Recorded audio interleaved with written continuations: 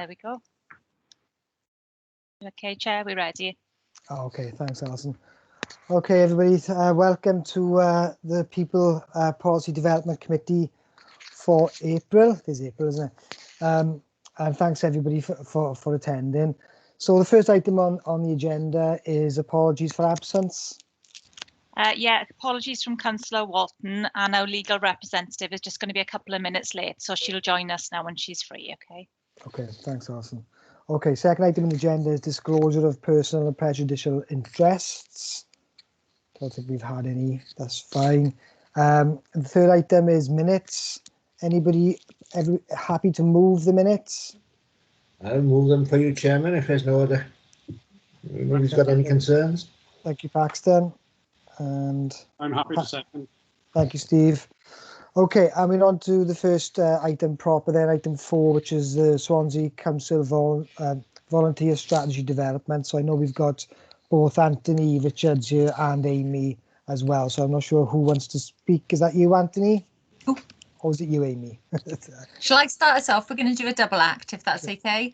Yeah, yeah, I'll just introduce the report. Tony will tell you about the progress of what we've done, and then I'll give you a bit of an update on some of the regional aspects of this work as well that we're doing. So as we spoke about last time, we were telling you about this work was beginning to start around developing a volunteer strategy for the council. Just to identify that volunteering does happen within the organisation, but this was to sort of tie and bring it all together, and some mapping and fact finding has been happening. So I'll pass over to Tony to update you on that aspect of it, and we won't take you through the report word for word, of course, because I will assume you've read it, and just a bit point out some of the key aspects. Thanks, Amy. Afternoon, everyone. Yeah, I'm just gonna, the report is there. I'm sure you've all read it, but I'll just highlight some of the findings from the initial mapping that we undertook within social services and cultural services, and we were looking to identify where existing volunteering opportunities are, and where also potential volunteering opportunities could be developed. So the mapping exercise that we undertook at the end of March found that there were a total of 46 existing volunteering opportunities, 15 of which were in social services and 31 within cultural services. The social services roles that were identified were mostly within day services, supporting various groups, including asylum seekers, adults with learning disabilities, and long-term unemployed and carers. And then within cultural services roles, we identified existing volunteering roles within archive service, libraries, sports development, and museums. We found that across the board, there were various approaches that have been taken by different services, including those that had developed service-specific policies and procedures, and others that rely more on the kind of linking with agencies for bringing in volunteers, and then relying on those agency policies that were in place. And then we found that there were, from those two services, social services and cultural services, we found that 42 potential volunteering roles could also be developed. So the mapping exercise in itself kind of started services thinking about the role that volunteering plays and how the council could potentially host roles. So that was interesting as well. And we've gathered that information, quite a lot of information that we look at in more detail. That's a bit of an overview there, and there's a little bit more detail in the report itself. Also in the report is a section on development of a volunteering strategy, and I'm not going to read out the principles of volunteering that are included in the report, but the regional partners involved in the volunteering project kind of form a consensus that the WCVA principles of volunteering should form the basis for volunteering strategy development. That's outlined in section 3 of the report, and there are 11 principles there. Amy, I don't know if you want to talk about the regional volunteering aspect of the project, or if you want me to cover that. I'm quite happy to. Shall I do the regional bit and then you can do the next steps? Yeah, okay. So thank you. In terms of the regional work, so we've mentioned before that this is a part of a larger project, and a number of aspects of that are coming to fruition now, and there's some really good sort of outputs to report on, and some products that are going to be available both to ourselves as the council, but also community organisations. Excuse me. So alongside developing volunteering strategies ourselves, Neath Port Talbot Council were looking at the same. The Health Board also refreshed their volunteering strategy as a part of this wider project. We also looked at some ward-based activity, and we did a pilot of 10 areas in Swansea to sort of celebrate the volunteering that happens within wards and sharing the learning. So we're pleased to say that's happening at the moment. There has been some look around developing a regional passport, a volunteering passport, so to see how we can look at volunteers across organisations. We have highlighted there are a number of challenges with this, and I apologies if I mentioned this last time, but that is one of the aspects that we're still working through. The same as a pool of emergency volunteers as well. We found so many people came forward during the height of the pandemic wanting to volunteer, and I think we really want to see how we can continue with that excellent work, and but ensuring that's done safely and just in a sort of more organised manner. But there is a bit more work to do around those aspects. But some of the products that have been developed, as mentioned, we've got these information sheets that have been developed by the third sector organisations in Swansea. So the Swansea and Neath Port Talbot. So the work has been done around first steps of volunteering, volunteering safely, those ones that we've mentioned in the report.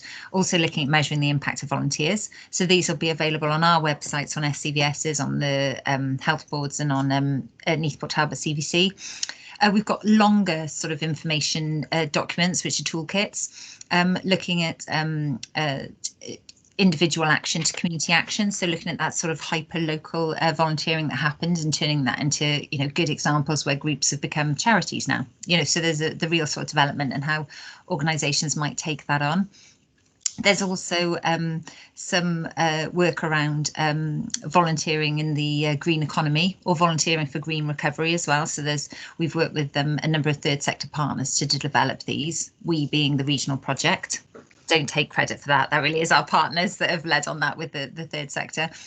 And so alongside the toolkits and the information leaflets, there is this multi-agency training module. So these are available to us as well, available to be delivered face-to-face and online, but a number of different issues around volunteering. So it's been a really good resource that's been developed alongside this piece of work to support us. And what we have found is working all together, it really has given us this collective understanding of volunteering, a strategic approach to volunteering as well across the organisations.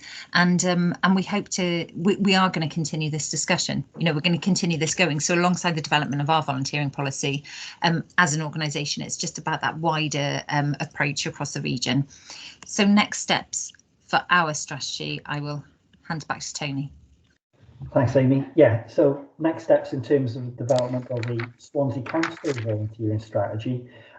We need to do some work expanding on the mapping that we've already done. We're already aware, or have become aware in the last couple of weeks, of other areas within the council where there are existing volunteering opportunities. So we need to expand that and look in a bit more depth at that, so that can feed into the development of our strategy. We need to compile a full analysis of the mapping, the key findings. So that will help with the development of our own strategy. Then we'll be looking to co-produce a draft strategy for consideration, which we bring here to People PDC prior to wider consultation. And we've worked very closely with our partner organisations listed at the start of the report there. Across the region, the Swansea Bay region, with that, and we've got a really kind of welcoming and really well working partnership set up there. So very much going to take good practice and recommendations from our key partners like SCVS, Neath Port Talbot CVS, the Health Board, and bring in their learning as well to influence the development of our strategy.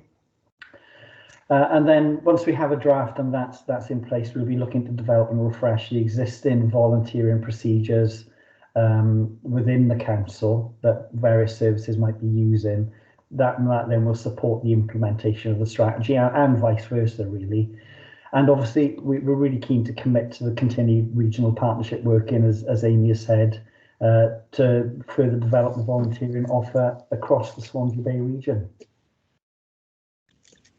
I think, can I just mention, I can see that Julia is on the call again, which is excellent. Yeah, I don't know if it's okay with you, Chair, to bring Julia in as well. If haven't discussed this with her though, so she might say no. Yeah. Hello, lovely to see you all again. May I thank you and congratulate you on the work that you've already done. Really interested to see the document that you've both been talking about there, and the number of existing and potential volunteering opportunities that you've been able to identify just in a very short period of time, and the start of what looks to be a really exciting volunteering strategy. I'm happy to help you in any way at any time, no problem at all. Let me know what you need me to do. It looks like you've got a really strong idea of what you'd like to do and how you'd like to do it. I've got some ideas as well, but is Anthony the lead in terms of pulling these bits together for the next steps? Absolutely, and if I may, I'd like to acknowledge the support that I've had from Julia and colleagues in SCVS so far in our thinking about developing the strategy, talking about the principles, and kind of raising the bar and the collective thinking across the region about what volunteering is, what it looks like, what it should look like, and also what volunteering isn't. That's it's really important that across the region, the key organisations here are effectively singing from the same hymn sheet. So thank you, Julia. I was thank you, Anthony. Thanking me, thanking you, thanking me. And Chair, can I just bring in one last point? And we do put it in the report as well, but it's a reminder that this is this also links in with our corporate recovery plan as well. The community response theme within that, or work stream. We see volunteering opportunities within the council as a really key aspect of that as well. So I want to just sort of almost keep that in everyone's thoughts as well. That we see this as a key aspect going forward. And we're happy to take any questions or comments or feedback. Yeah. Okay, that's good. Thanks to all of you, Julia included for that, and Amy and Tony, and thanks very much for putting that together and having such a clear outline of kind of what the work you've done, the work you intend to do, and how you intend to progress that. And I think it was really important what you said there at the end there, Amy, about this feeding into the recovery plan as well. Absolutely. Okay, so I open the floor for any questions or comments to the guys, please. Steve Gallagher. Yes, I enjoyed reading the report, and it really does give me enthusiasm. However, one area that does concern me, and unless I'm missing it, is we have to be careful with volunteers as to the exact definition of volunteers to ensure that we don't get those who are using this as a means for their own criminal ends. I wouldn't like to go down the route perhaps of a DBS check for everyone, but how are we managing those who may be, because bearing in mind a lot of the carers and young carers are quite vulnerable in their own ways as well. So can you enlighten me on that area, please? Yeah, I'll come in first, but I'm sure Julia will can give you some assurance as well, or reassurance there that I think safeguarding is absolutely key, and a large part of the strategy will be around the detail, or the process will be around the detail of how we ensure safe volunteering for the individuals and for as an organisation and people that we're supporting as well. So that's absolutely key. In terms of DBSs, the roles will be risk assessed, and I would anticipate we'd have DBS checks for. I can't think of many situations where we wouldn't, so I'd imagine we'd have DBS checks for all our volunteers, but we'll, everything's risk assessed and looked at, and ensuring that we're following our procedures. But Julia, you might want to.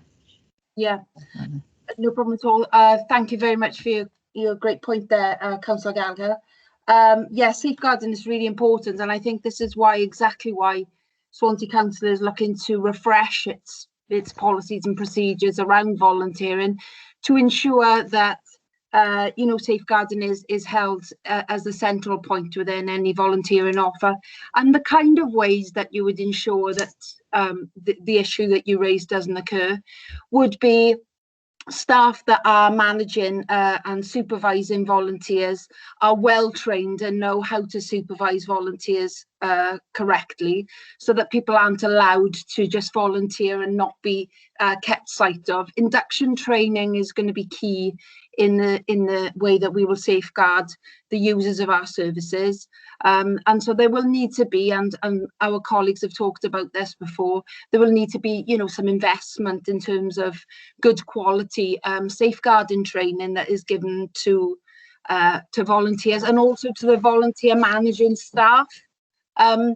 There will be kind of procedures and policies that I'll be working with Anthony and other members of staff to develop, which mean that there will be an agreed amount of supervision that will occur to certain roles.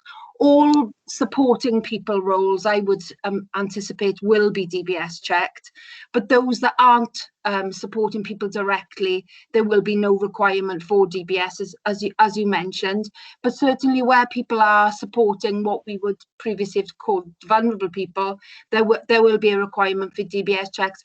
But supervision, I would agree, is the best thing that we can do to ensure that our users of service are safe. And there are charities and other council departments which do this kind of stuff all day long, and there is ways that we can work together to develop great procedures to keep Swansea as safe as possible.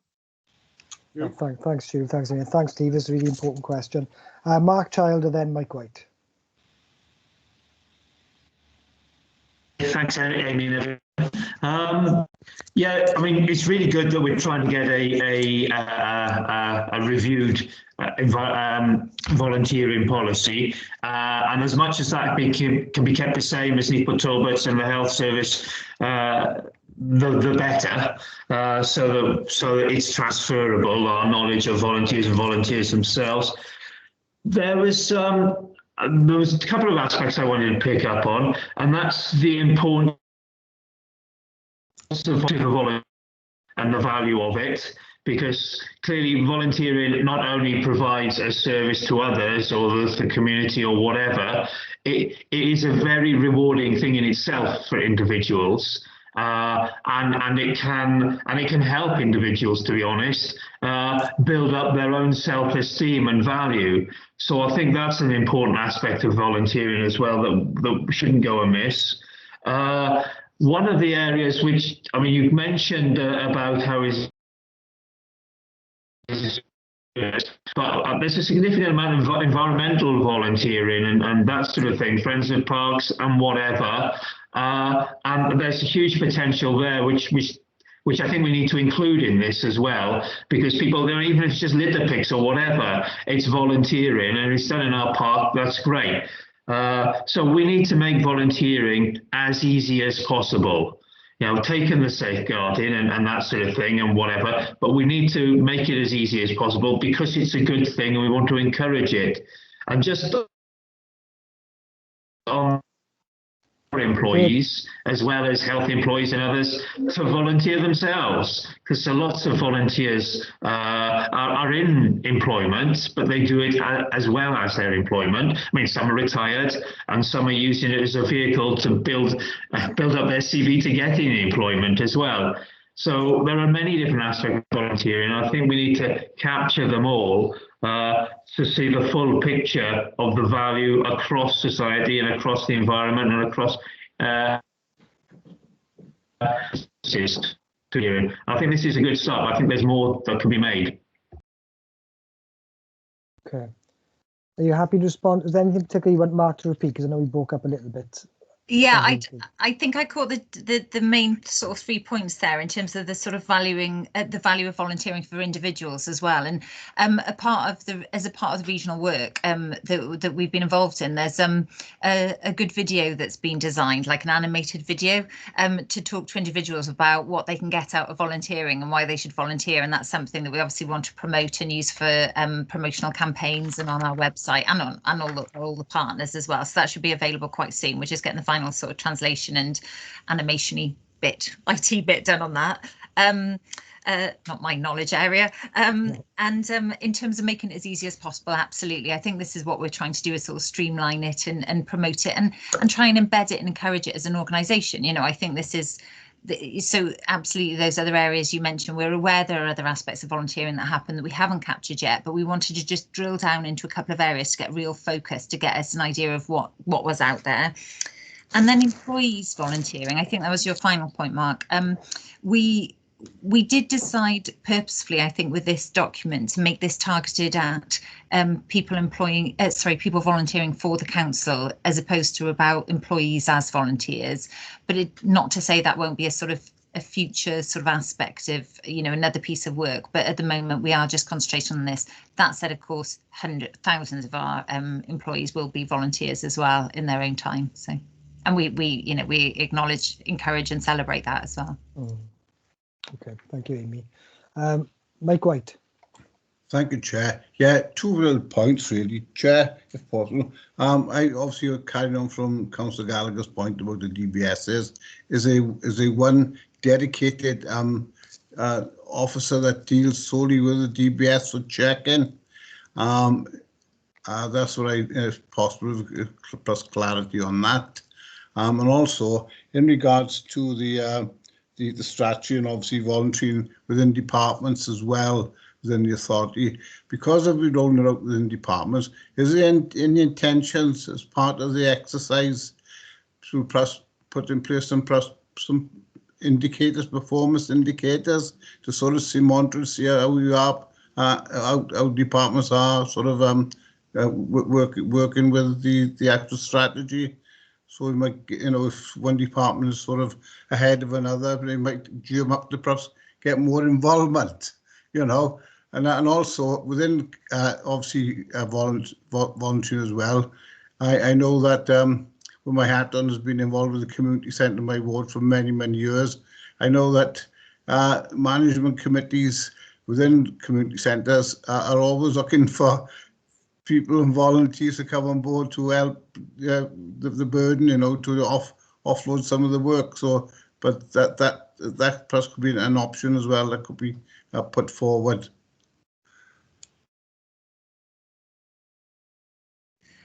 I'm conscious that I might be doing all the answering. I'm quite happy for Tony or Julia to come in, but I think the who does the DBS checks, a lot of this will be linked to who the volunteer manager is. So what we do, or actually, Julia, do you want to come in on this? I was going to talk about the online system, but please come in on DBSs. I was just going to say that one of the things that is really important for DBS check-in is, in fact, the role description, which I'll be working with Anthony to help for all of these amazing roles that we have identified as either existing or potential. And by setting out what somebody is exactly going to do and how often they're going to do it, it becomes a really easy exercise then for a member of staff who's undertaking DBSs to work out what kind of DBS check is going to look like, or whether indeed it is required at all.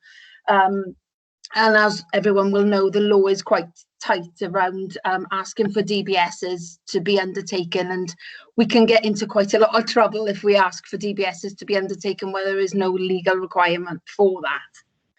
So I think that the next piece of work in effect to be done will be to look at the role descriptions and therefore to work out whether there are DBSs required. And if I'm okay to carry on, Amy and everybody, thank you, Councillor White. I was really interested to hear about you talking about the need for community centre management volunteers. I have a colleague myself who's involved with this kind of volunteering as well. And if it's not too cheeky to suggest, I wondered whether this Volunteers Week coming up, which is the 1st to the 7th of June, and that happens every year. Whether, you know, Swansea Council might actually put out a little ask for people to come forward to assist such wonderful volunteers as yourself, Councillor White, in this amazing volunteering stuff that you do. Because, you know, Volunteers Week this year, I'm hoping, is going to be something marked more by Swansea Council as you pursue this sort of work. So maybe there is an option to use it for a recruitment to get more people like yourself, Councillor. Okay, thanks, Julia. That's really Jamie, do you want to come back in that point? Could I just that additional point about the performance indicators? Not something we've thought about or talked about actually today, but I think it would be really good to see it in a celebratory way, you know, and to celebrate where there's really good examples and in terms of celebration of volunteers, but certainly take that feedback on board and we can see where we incorporate that. But yeah, I think that's a good point. Some best practice stuff, maybe, Mike, Yeah. is it? Okay. Jan Curtis, then I'll bring Steve back, and then Paxton. No Jan? question, Kelly. I just want to apologise for being late into the meeting. Sorry, I got held up in the garage. That's all. Right. No problem, Jan. Okay, Steve. Yes, I'm just looking at your strategy on 3.1, one of the bullet points. No need to look at it. It says effective mechanisms should be in place to support and develop volunteers. Now, I know when my son wanted to start out as a teacher, he volunteered in his local primary school to get experience. And of course, with everything that's happened in the last 12 months, an awful lot of people have lost work, lost jobs, and lost their way, and may see volunteering as a vehicle to gain experience in a specific role. And I'd like you to confirm whether or not you're going to document how they volunteered to allow them to build a CV. I think Mark alluded to that as well as Mike to a certain extent. So it's not actually KPIs, but helping the youngsters, or they're not necessarily young, whoever they are, if they want to use that as a stepping stone. Thank you. Thanks, Steve. I mean, yes, absolutely. It's a key part of the volunteering. You know, what motivates people to volunteer? It might be for those reasons, it might all sorts of reasons, but certainly it's very much linked to that role that Julia's already talked about, you know, the sort of volunteering description. But as a part of the projects that have just been developed as a part of this programme, one of the information sheets is also about volunteering for a career as well. So, you know, it's all about supporting people, but I can see Julia put her hand up again there, yeah. So I'm sure she'll want to come in. Yeah, Julia, do you want to come in at this point? Thank you very much. I, like probably most people in this meeting, volunteered myself, and it's actually helped me to get, you know, build a career. So something I'm very passionate about, and I guess everybody is from the points that have been raised. When we were talking earlier about sort of role descriptions and supervision records, they would be exactly the things, Councillor, that would build effective mechanisms, if you like, so that if I had been volunteering for the council in the way that you mentioned in a school, for example, there would be records that would allow somebody to be able to build an effective reference that might help me, therefore, in building my career. And the role description would pull out exactly what I've been doing. The supervision records would perhaps pull out what kind of training I'd undertaken and how well I'd done. And it's those kind of things that build that actual effective mechanism for recording and allowing somebody to take from their volunteering something into the world of work. Thanks, Julia. Can I just come back? I agree with you there, but it's not clear to me in your strategy, and perhaps you can make it clearer as to that, and it will help support going forward, I think. Thank you. Tony, did you want to come in? Thank you, Chair. Yeah, just to build on that point further about how volunteering can support people career-wise. I mean, there's also opportunity build on what Amy has said and what Julia's already said to link to other existing support, perhaps through our employability programs that can then support turning that experience into, you know, updating CVs and supporting people back into work as well. And also, while I'm speaking here, just go back to a little point that touches on something that Mike said and Mark said earlier on about the strategy, and Amy kind of responded about its focus on how the strategy has a focus on how the council will host volunteering opportunities. But I think it's important to recognise that the development of this strategy, whilst it's a Swansea Council strategy, is also in the context of that regional work. The tools that are being developed, there's a lot of work going on looking at how a pool of volunteers across Swansea and Neath Talbot would develop and how that would work. So this strategy will reference that, and whilst it's our strategy, it will sit clearly in that kind of wider provision that's being developed, and it will reference that. It was talked about earlier around so for the example of volunteering with perhaps Friends of Parks groups. So that technically is not a volunteering opportunity that the council is hosting, because the Friends of Parks group is set up externally to the organisation. But our strategy will recognise those opportunities, but it will also work then within the context of the regional work. So it wouldn't not prioritise those opportunities, but it's more kind of our part in developing how Swansea Council as an organisation is able to host opportunities with ourselves. Yeah, okay, that's great. Thanks, Tony. Thanks for clarifying that as well. I think that's really helpful. Paxton? Thanks, Chairman. Just come back in again for a minute on the DBS checks, I think, just to be on the safe side.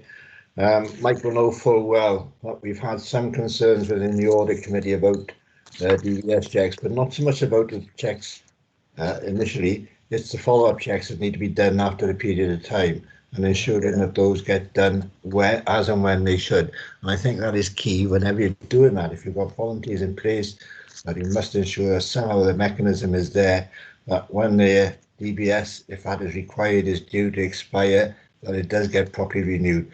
Just a small point, but I think it is a key point, and we have had some problems with it, and that's been addressed at the moment. Thanks, Paxton. I think is an important point. Mike, you still get your hand up. Is that a legacy hand, or do you want to come back in? You're on mute, Mike. You're the first one today to be on. Yeah, I've wrote it now. Sorry, Chair. That's okay, no problem. Okay. Tony, did you want to come back in, or again? No, you did. That's fine. Okay. All right. Are there any more for anyone? Anybody want to ask any questions while the guys are still here with us? I can't see anybody. Okay. If not, then thanks very much to all of you, to Amy and Tony particularly for putting the report together, and for Julia as well for adding her expertise. Is really, really helpful and really worthwhile. And we really thank you for joining us, Julia, and hope you continue to do so. Thank you. Thank you. Okay, thank you very much, councillors. Thank you very much. Thanks, Julia. Okay, that's lovely. So we'll I'll be in touch, Amy and Tony, afterwards in terms of reporting back to the committee as we go forward. There isn't a committee in May, I believe. Alison, is there? No, I did check earlier, and the next one now is scheduled for the 23rd of June. There we are. Okay, I'll be in touch via email anyway. So thanks very much, guys. Really, really, really appreciate it. Okay, so we're on to the next. Thank you. The next item on the agenda, which is item 5, the young carers, a verbal update. So I can see Gavin's on the call. Gavin, would you like to come in? Yeah, sure. Afternoon, all. Yeah, I was lurking in the background there. I was itching to see if you were in the guitar room or in the house, Gavin. Yeah, no, the kids are in the house, so I'm relegated to the box at the back. All good though, all good.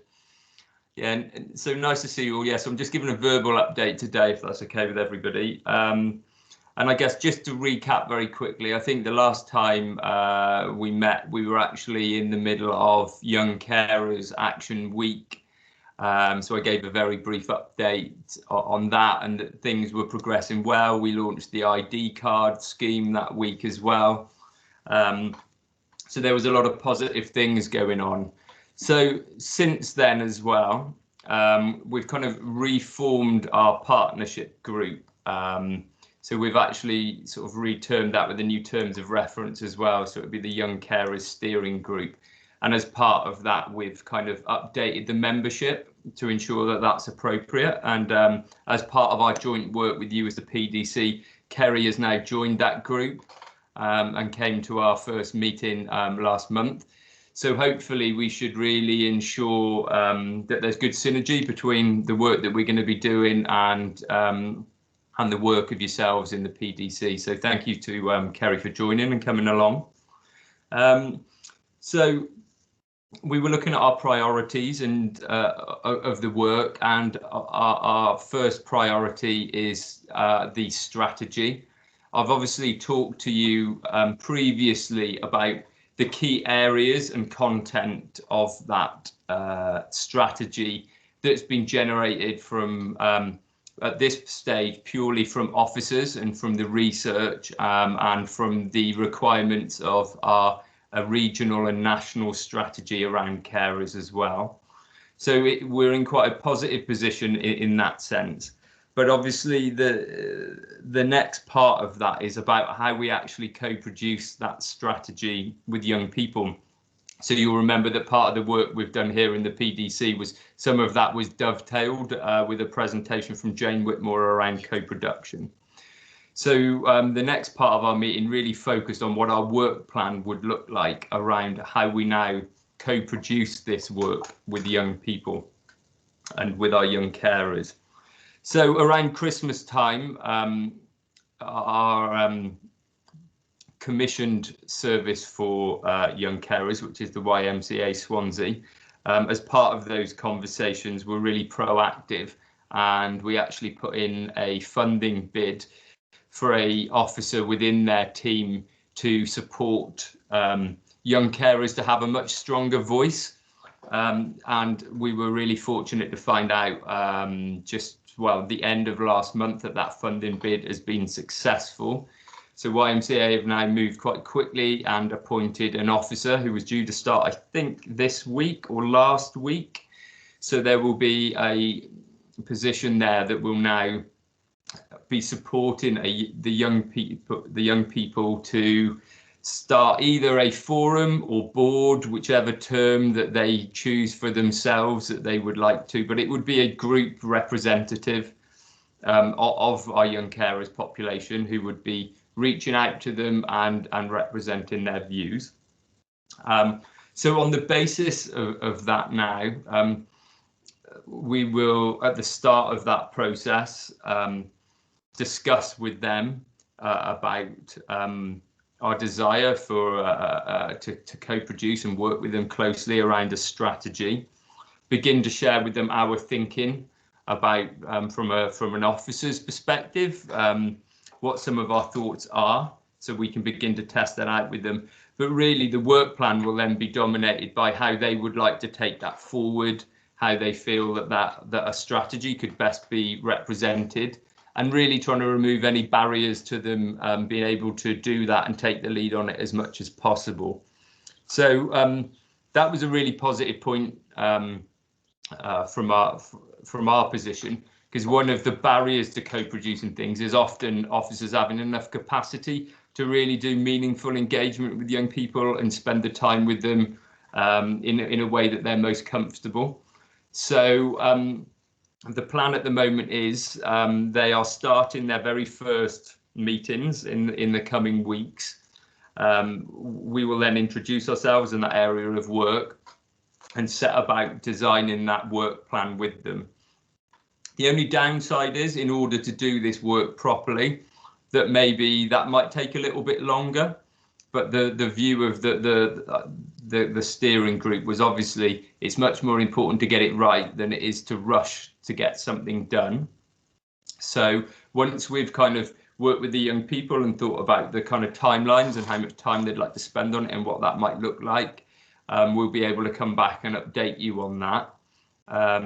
There was obviously, from an officer point of view, some discussion as well that, you know, this sort of spring and summer term is particularly difficult for schools, given the kind of adjustments of the pandemic, and that from a school's point of view, that maybe targeting the launch anyway, pushing that back into the kind of autumn term, post-summer, the sort of September, October term would work better from a school's point of view in terms of them buying into the strategy. So really, yeah, that was the kind of update that I wanted to bring to you today. So I think overall that's positive, but perhaps a slightly longer timescale than we were first looking at. Do people have questions on that? Or Kerry, maybe you were in the meeting. Is there anything you want to comment on or feedback on? No, I think you've sort of encapsulated it pretty well, really. I think what came out of that meeting really was the means that we are going to co-produce with young people, isn't it? Which is always the most important part of it, I think, isn't it? Is how we were going to co-produce a strategy with young people, and obviously this new post and the work that Agia is doing with whoever's doing that work to develop that forum or board will be the mechanism that we can actually do that then. So I think that's really, really positive. It was a really good outcome from that meeting. That's what I personally felt. Go on, Gavin. I was going to say, the young carers are a very active community as well, and also because they're young, and a lot of us officers aren't so particularly young, they do bring a lot of innovative thinking to it, and we really wanted to, in terms of developing that strategy, allow them to be as innovative as possible with it. So a lot of the kind of training that they've done, they've been using they've been using a lot of social media, they've been using videos, they've been using podcasts. And so the way in which we might want to develop the strategy and share the strategy might well be more innovative if we allow them the freedom to develop it in a way which would be most meaningful for them. And obviously what we'd like them to do is really have ownership of the strategy, and it's for the young carers then to be able to hold us as an authority to account for, this is the strategy we've agreed with you, and we own it, but this is what you will be doing for us over the next 3 years. So yeah, it'd be quite exciting to see actually how they choose to kind of develop that with us, and we'll obviously be coming and feeding that back to you and taking your thoughts into account as well. Okay, thanks, Gavin. Any questions or comments from anybody? Can't see any. Oh, Mark Trout.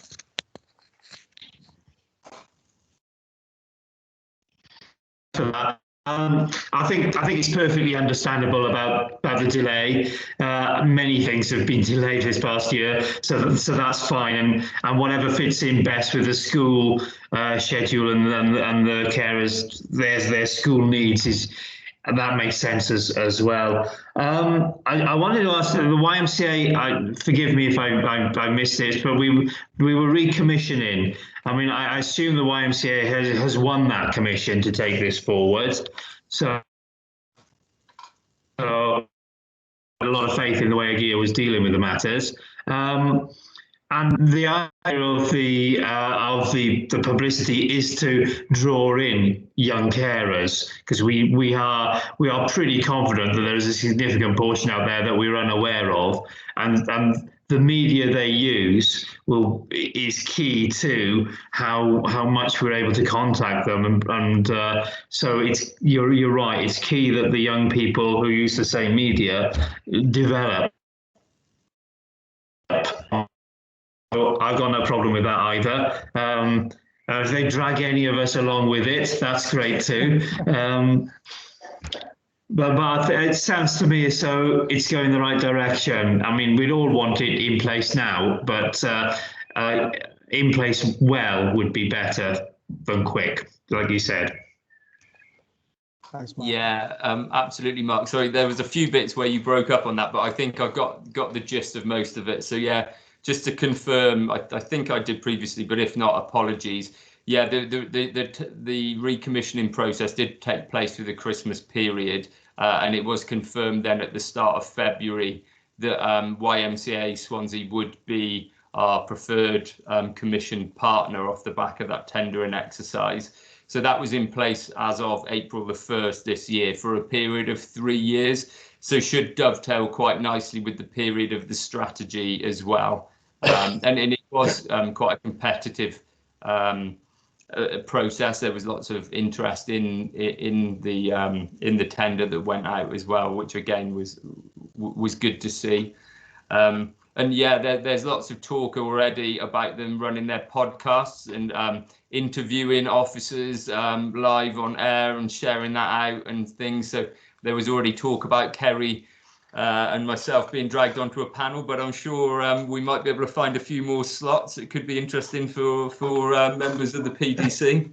Yeah, we've also got the chair of the Children's Services Scrutiny Committee on panel, sorry, on this committee as well. I'm sure he'd be interested in being interviewed. Yeah. That's you, Baxter. Oh, right. Sorry, I didn't realise. Congratulations, Baxter. Yeah, the one point I would be making on all of this again, as I always do, I think, is certainly still a key one of identifying the young carers, and that's the key thing that we have to be able to do as best we can, obviously. Yeah, I think at the moment, because we've got a lot of ideas from officers, you know, at the minute, I guess we'd be in a position where traditionally officers could now have created a very long, wordy document and an action plan that would be very able to collect dust as well as hopefully create some actions, but that's presented in a way that's not very accessible for the general public and especially for young carers, which doesn't really help with awareness raising and understanding that. But within our ideas that we already have for that document, it would be really interesting when we test that out with young people, what their thoughts are about the thinking of how we collate our data and use data about them. So it would be interesting to see what they make of it. Yeah. Okay, any further questions for Gavin at this point? No? Okay, that's fine. Again, thanks for coming on, Gavin, and setting out so clearly what the road ahead looks like. And obviously, as I mentioned to the other guys, we've got a break in May, so the next PDC will be obviously in June. So hopefully there'll be something to update on by then, because it's the end of June as well, as I think Alison said. So yeah, so hopefully there'll be something to update to the committee at that point. So but thanks very much for your time again, Gavin. Really appreciate it. Yeah, no, really appreciate all your time as well. And yeah, I'm sure there'll be 23rd of June's just popped up on for me there. So yeah, hopefully we'll be able to give you a significant kind of update on where we're at by then. Maybe, you know, we'll get the invites ready to get you online and interviewed and all sorts, maybe, you know. Great stuff. Thanks, Gavin. Take care now. Ta-da. All the best. Okay, so we're on to the final item on the agenda, which is item 6, work plan 2020-21. So we know that obviously we've got the two items that we're sort of parallel working on at the minute, which we just heard about today. So I won't go on about that. But in terms of the final item that the PDC will be looking at over the next year, I had a meeting with Alison Pugh and with Andrew Chapman, the employability manager, Tim Moss and Elliot Williams from the external funding team 2 weeks ago to look at, so what they were raising is that the Cam Nessa, which is obviously one of our really important NEAT projects, is coming to an end, the funding's coming to an end and it won't be refunded shortly. And they would like us to look at an item specifically around the gaps around employability, specifically at the vulnerable sort of NEAT younger people. So we've got a number of employability or workability, whatever you want to call it, initiatives and projects and strategies and action plans going on in Swansea. And what they were recognising was there's some gaps within that, and that the end of Cam Nessa will certainly create a bit of a hole within the council's approach to this subject. So what I've subject to your agreement here today, what I've asked is that that they come to the next PDC in June and provide a sort of a broad brush update, really, or briefing to the committee around exactly what we discussed in the meeting, really, to get everybody up to speed. That we would move forward then to looking at that item as our third item on the work plan from July, really, through into the autumn. Does that make sense? Anybody want to ask anything or make any comments on that? No, is that okay? It seems like a really good item for the agenda as far as I'm concerned. I think it really fits with us, and it's a really important piece of work as well. And obviously it's a bit concerning that we have got such a successful project coming to an end with at the minute and nothing else to replace it. So that would be really interesting. So Mark, do you want to come in? Yes, sorry, you just said that there's nothing to replace it. So we really need to find out what the options are for these young people, because we need to make their prospects as good as possible, and it's difficult, especially if there's no funding for any scheme. Yeah, absolutely. I mean, and what they were very much saying in the meeting, I mean, in fact, Gavin will be pulled in to some extent, because some of the youth mentor work that's going on that Gavin oversees covers some of the young people that we're talking about, but Cam Nessa particularly was dealing with the most vulnerable of those young people, and so that is a bit of a concern, isn't it, that the most vulnerable people, young people that we have, may be the ones who are going to be missing out on the service potentially. So again, important. Thanks for saying that, Mark. Mike White. Yes, thank you, Chair. Talking about, obviously, perhaps, we've been talking about partnerships most afternoon and working together. Are the colleges available to resource any funding that we could perhaps work in partnership with them to help these young people? So as you say, they obviously leave school in July, and then if we can look at something as we got later on that year, it was just a possibility. So I think probably there's a lot of that goes on, Mike. But I think probably the best answer to that is to park that question for the PDC when they come. I need to speak to Simon as well. I know Simon's on the call. Simon, I need to speak to Simon Jones. I need to speak to you about setting up a meeting between yourself, myself, and the people on that meeting to look at how we can support them as a PDC, if that's okay with you. But I'll follow that up with you after the meeting, if that's all right. I'll put an email to yourself and everybody that was in the original meeting, and we can go from there, if that's okay, Simon. Yeah. So if you park that question, Mike, and save it until we're at that point in June when we're looking at this item, I'm sure they'd be much better placed to answer that question than I am, if that's okay. Yeah, no problem, Chair, but I thought that we was obviously looking forward to see how we can perhaps have something that we could, which we could have perhaps considered, that we, you brought it here today, and it's something that we would perhaps consider, but obviously getting the further, more sort of evidence of people that's more involved. Yeah, absolutely. I mean, what's quite clear is we're doing an awful lot as an authority in this area of work. There's some gaps there that maybe needs a little bit of strategic thinking. So I think that's kind of the focus of it. So okay, if there's nothing else on that, the next meeting, as Alison said, is the 23rd of June. So we've got a bit of a break. So enjoy the break, and thanks very much for your attendance today, and thanks to all the officers for your continuing support. Take care. Thanks, Kerry. Cheers. Thank you, Kerry. Bye. Bye. Bye.